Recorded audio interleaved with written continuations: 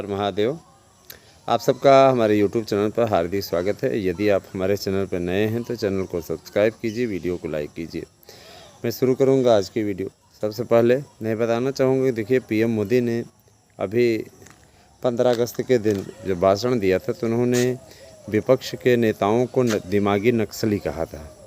दिमागी नक्सली वो व्यक्ति होता है जो दिमाग से देश के खिलाफ़ सोचता है। और जाहिर सी बात है कि बहुत से ऐसे नेता हैं जो देश विरोधी कार्यों में लिप्त हैं, जिनमें केजरीवाल प्रमुख नेता है।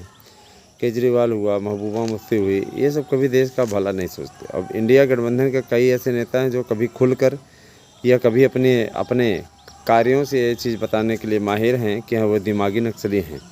अभी वंदे मातरम वाला प्रकरण हुआ था, वंदे मातरम गीत बज रहा था, कानून बन चुका है, तो उस पर सोनिया गांधी ने उसको बीच में ही रुकवा दिया एक कड़ी गाने के बाद में।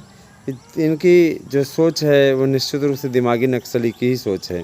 नक्सली कौन क्या है? नक्सली कानून को नहीं मानते हैं, नक्सली अच्छा होता रहता है तो उसको बुरा करने की कोशिश करते हैं, नक्सली देश की संस्थाओं से नफरत करते हैं। अभी ममता बनर्जी का एक बयान आया है कि ज्ञानेश कुमार को हम काल कोठरी में डाल देंगे। मैंने इतनी नफरत, ज्ञानेश कुमार ने क्या किया भाई?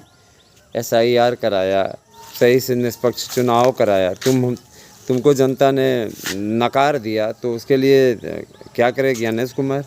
माने जहाँ तुम जीतो वहाँ ज्ञानेश कुमार ठीक है, और जहाँ पर तुम हार जाओ वहाँ पर, है ना, वहाँ पर ज्ञानेश कुमार गड़बड़ है। तो वाह, यही इसी को कहते हैं दिमागी नक्सली। 43 सीटें कांग्रेस गठबंधन, कांग्रेस और समाजवादी पार्टी की आई उत्तर प्रदेश में लोकसभा की, तब ज्ञानेश कुमार ठीक थे। और है ना, जब हार करके 2 सीटों पे आप लोग सिमट गए थे तब ज्ञानेश कुमार बेकार थे। मैंने इसको ही तो कहते हैं दिमागी नक्सली। तो जैसे अब देखिए, चाहे वो समाजवादी पार्टी हो, चाहे बहुजन समाज पार्टी हो, चाहे आपका ये आम आदमी पार्टी हो, BSP तो मिट गई, इसी हरकत के चलते BSP मिट गई। अब देखा जाए तो इन लोगों की भी यही स्थिति होती जा रही है। रही बात ये कि इन लोगों के इस बात का अहंकार हो गया है कि पिछली बार हम इतनी सीटें निकाल करके ले आए हैं, इस बार हम ऐसा आंकड़ा लेके आएंगे, हम बहुमत बन जाएंगे, बहुमत की सरकार बना ले जाएंगे, है ना। तो हाँ, ये जान लीजिए अच्छी तरीके से जिस तरीके की इनकी हरकत चल रही है उसको देखते हुए आगे आने वाले 20 वर्षों तक अभी सत्ता में नहीं आने वाले हैं। कारण है इनके पीछे ना, ये खुद ही अपने पैरों को कुल्हाड़ी मार पर उठते हैं।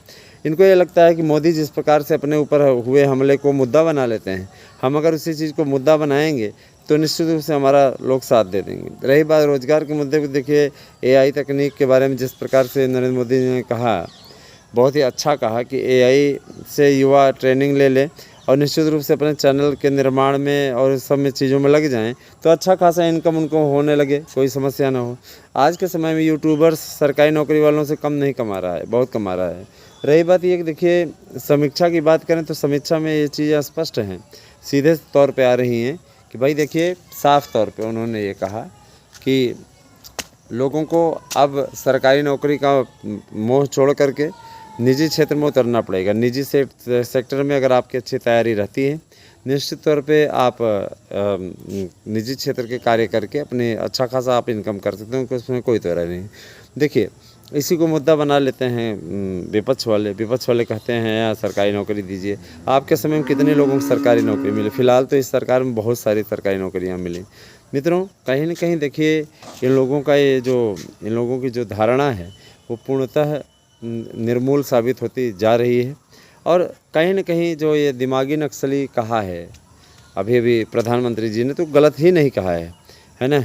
अगर देखा जाए तो उन्होंने बिल्कुल सही कहा है। दिमागी नक्सली माने देश के हर संस्था के खिलाफ।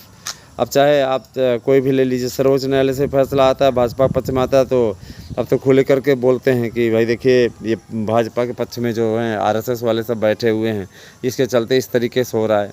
तो ये थोड़ा सा मजाकिया भी लगता है।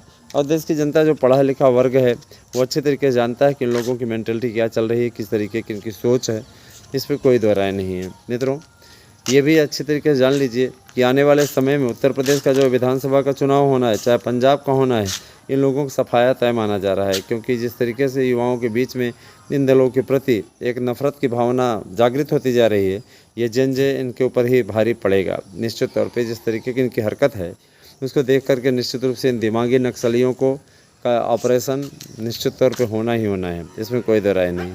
तो बने रहें हमारे साथ में। कैसी लगी वीडियो कमेंट करके आप भी अपनी राय अवश्य व्यक्त करें। धन्यवाद।